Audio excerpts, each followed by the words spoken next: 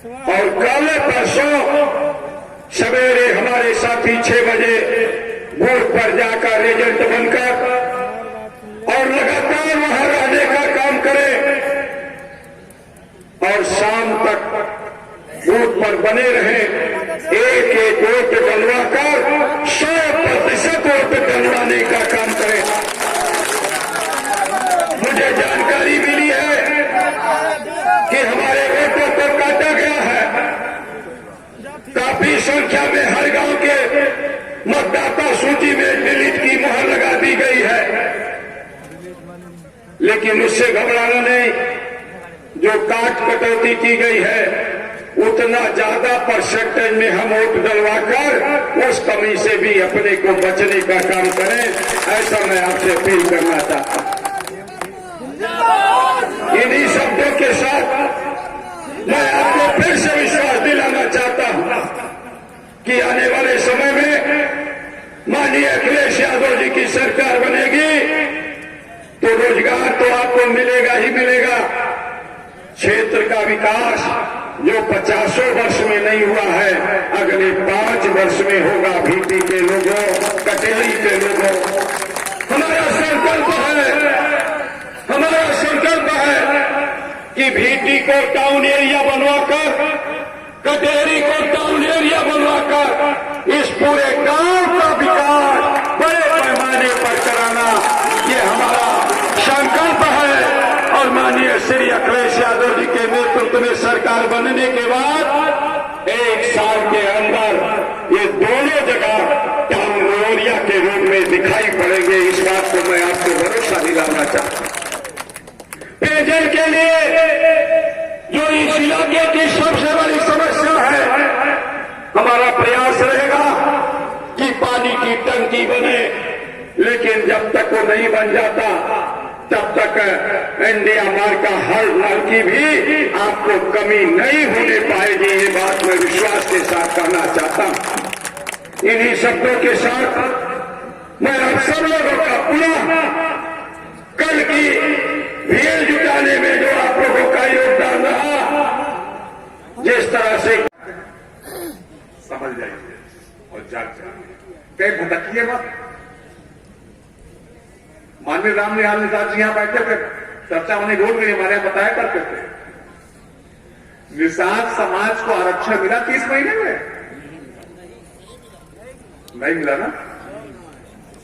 कोई चर्चा किया उन्होंने? अपने घोषणा पत्र को चर्चा किया? और जो लखनऊ में रैली बुलाया तो वहां क्या किया?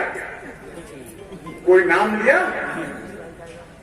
आपकी भी मदद अगर कोई करेगा तो समाजवादी पार्टी करेगी, अखिलेश यादव करेंगे, दूसरा कोई नाम नहीं। कोई दूसरा आपके लड़ाई लड़ने वाला नहीं है। हम ये कहना चाहते हैं, हमारे शानदार नेता हैं, हम ही लोगों की कितनी मदद की मंत्री जी ने। अभी चुनाव के 3 दिन पहले से मंत्री जी के दर्जनों लोग हमारे क्षेत्र में घूमने लगे, गांव गली गली जाकर के रात 12 बजे 1 बजे 2 बजे घर जाकर के हमसे बात कराना मंत्री से भेजा है। और जिस तरीके से माननीय मंत्री जी ने हमारी मदद की, हम आप सभी लोगों से अनुरोध करते हैं, बहुत से हमारे यहाँ संबंधी हमारे साथ आए हुए लोगों की रिश्तेदारी नातेदारी है, कि माननीय मंत्री जी का कर्ज तो हम लोग नहीं उतार सकते, लेकिन ब्याज के रूप में माननीय मंत्री जी की मदद कर दीजिए। ऐसा शानदार नेता मिल ही नहीं सकता। हम ये कहना चाहते हैं, समय बहुत कम है और भी वक्ता बोलने वाले, लेकिन आप लोग बहुत भाग्यवान हैं कि आप विधायक नहीं चुन रहे हैं, आप कैबिनेट मंत्री चुनने जा रहे हैं। और ताकतवर कैबिनेट मंत्री, ऐसा कैबिनेट मंत्री जो अपने घर पर अधिकारियों को बुला करके आपका हक और अधिकार दिलाने का काम करेगा। इन्हीं बातों के साथ हम आप लोगों से एक बार फिर से अनुरोध करते हैं कि आप सब लोग लग जाइए, जब जाइए। हमारे यहाँ तो भारतीय जनता पार्टी के लोगों ने बहुत गुंडागर्दी किया, इतना गुंडागर्दी किया कि आप कल्पना नहीं कर सकते। अब कुछ तो ऐसे लोग हैं कि वहां पे दूसरा झंडा पकड़ते थे, यहां दूसरा झंडा पकड़ते। राजनीति में जाति के आधार पर काम नहीं किया है। हर समाज के लोगों का साथ लेकर चलने का काम किया। ये बात सही, कभी मैं समाजवादी पार्टी में 7 नवंबर को आया। बहुत से कार्यकर्ता हैं जिनको हम अभी पहचानते नहीं हैं, जानते नहीं हैं, लेकिन मैं विश्वास दिलाना चाहता हूं कि आपके सम्मान में कोई कमी नहीं रहेगी।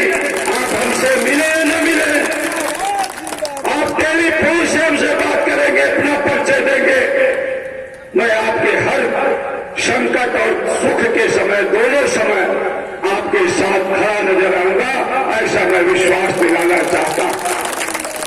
साथियों, आज भारतीय जनता पार्टी और उसके नेता 56 इंच की बात करते हैं, लेकिन हमारे 40,000 बच्चे यूक्रेन में फंसे हुए हैं। हमारी सरकार उस पर ध्यान देने का काम नहीं कर रही। कोरोना काल में जिस तरह से ऑक्सीजन की कमी से लाखों लोगों ने दम तोड़ा, वो भी आपने देखने का काम किया है। 1 साल से राशन देकर आपको लाचार और कमजोर बनाने की दिशा में, आपके बच्चों को शिक्षा प्राप्त करने से रोकने का काम किया गया है। मैं आदरणीय श्री अखिलेश यादव जी ने कहा है कि हमारी सरकार शिक्षा पर 3 गुना बजट खर्च करके हर व्यक्ति को शिक्षित बनाने का काम करेगी और सबको रोजगार देने के लिए काम करेगी। उन्होंने तमाम घोषणाएं की हैं, मैं उस पर जाना नहीं चाहता, इसलिए कि घोषणा पत्र आपके बीच में है, आप उसको पढ़ते हैं।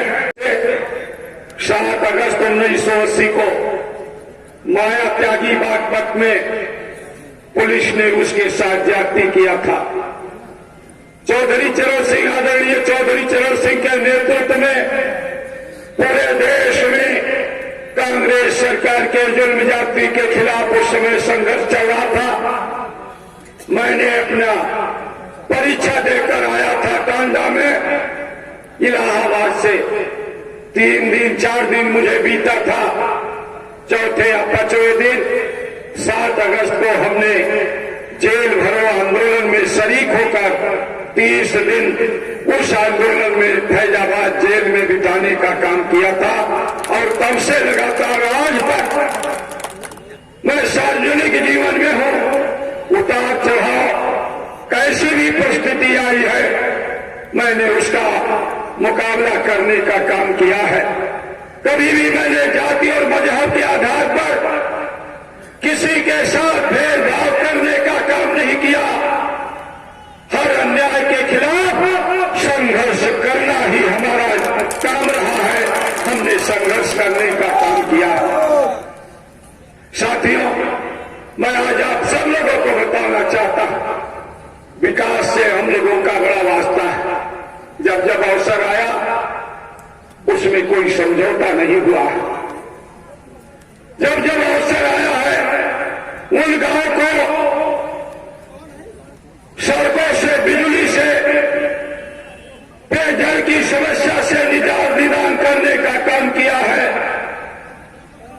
आज मैं आपको विश्वास दिलाना चाहता हूं, आदरणीय श्री अखिलेश यादव जी के नेतृत्व में सरकार बनेगी तो इस कटेरी विधानसभा क्षेत्र का और विशेष रूप से भीटी का ये इलाका जो सबसे ज्यादा विकास की राह देख रहा है, जहां पर विकास है, कई नदियों के कारण तमाम दिक्कतें हैं। आज पाकड़ से शुरू करके और भीटी तक संपर्क रोड शो के माध्यम से जी एक गीतकार के द्वारा गाया जा रहा था, यूपी में काब है, क्या कुछ जानकारी देंगे हमारे चैनल के माध्यम से? नहीं, उसने जिस मकसद से गाया वो बात बिल्कुल सही है और निश्चित रूप से जिन मुद्दों को उसने उठाया अपने गाने के माध्यम से, उसी मुद्दों पर आज ये चुनाव चल रहा है। जो जनता की समस्याएं हैं उसने अपने गाने के रूप में उठाने का काम। विधायक जी, एक छोटा सा सवाल और आपसे है। आपके राष्ट्रीय अध्यक्ष द्वारा बताया गया है कि हमारी सरकार सत्ता में आते ही 1 माह के अंदर इन आवारा पशुओं को खत्म कर देगी। किस प्रकार खत्म कर देगी, कुछ जानकारी देंगे? उसके लिए जो उनके लिए बनाया गौशाला वहाँ पर रखकर या जिस तरह से भी उनको संरक्षित करते हुए और इससे किसान को छुटकारा दिलाना।